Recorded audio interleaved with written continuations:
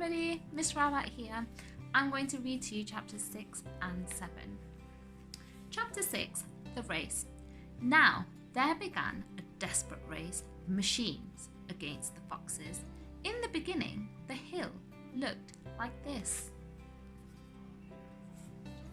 After about an hour, as the machines bit away more and more soil from the hilltop, it looked like this.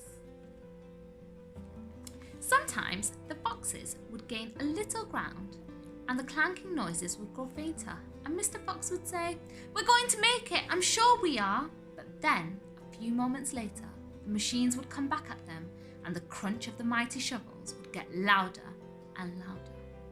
Once the foxes actually saw the sharp metal edge of one of the shovels as it scraped up the earth just behind them. "Keep going, my darlings," panted Mr. Fox. "Don't give up. Keep going," the fat boggy shouted to Bunce and Bean. "We'll get him any moment now." "Have you caught sight of him yet?" Bean called back. "Not yet," shouted Boggis, "but I think you're close." "I'll pick him up with my bucket," shouted Bunce. "I'll chop him to pieces." But by lunchtime, the machines were still at it, and so were the poor foxes. The hill now looked like this. The farmers didn't stop for lunch. They were too keen to finish the job. "Hey there, Mr. Fox," yelled Bunce, leaning out of his tractor. "We're coming to get you now." "You've had your last chicken," yelled Boggis. "You'll never come prowling around my farm again." A sort of madness had taken hold of the three men.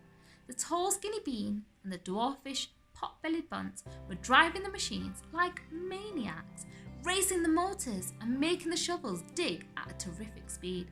The fat Boggis was hopping about like a dervish and shouting, "Faster! Faster!"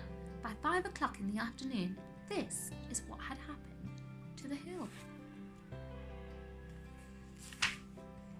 The hole the machines had dug was like the crater of a volcano. It was such an extraordinary sight that crowds of people came rushing out from the surrounding villages to have a look. They stood on the edge of the crater and stared down at Boggis and Bunce and Bean. "Hey there, Boggis, what's going on?" "We're after a fox." "You must be mad." The people jeered and they laughed, but this only made the three farmers more furious, more obstinate, and more determined than ever not to give up until they had caught the fox. Chapter 7 will never let him go. At 6 o'clock in the evening, Bean switched off the motor of his tractor and he climbed down from the driver's seat. Bunce did the same. Both men had had enough. They were tired and stiff from driving the tractors all day. They were also hungry.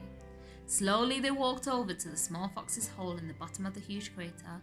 Bean's face was purple with rage. Bunce was cursing the fox with dirty words that cannot be printed.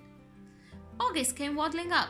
"Dang and blast that filthy, stinking fox," he said. "What the heck do we do now?" "I'll tell you what we don't do," Bean said. "We don't let him go." "We'll never let him go," Bunce declared. "Never, never, never," cried Boggis. "Did you hear that, Mr. Fox?" yelled Bean, bending low and shouting down the hole. "It's not over yet, Mr. Fox. We're not going home till we've strung you up, dead as a dingbat." Whereupon the three men all shook hands with one another and they swore a solemn oath that they would not go back to their farms until the fox was caught. "What's the next move?" asked Bunce, the pot-bellied dwarf. "We're sending you down the hole to fetch him up," said Bean. "Down you go, you miserable midget." "Not me," screamed Bunce, running away. Bean made a sickly smile. When he smiled, you saw his scarlet gums. You saw more gums than teeth. "Then there's only one thing to do," he said. "We starve him out. We camp here day and night watching the hole. He'll come out in the end. He'll have to." So Boggis and Bunce and Bean sent messages down to their farms asking for tents, sleeping bags and supper.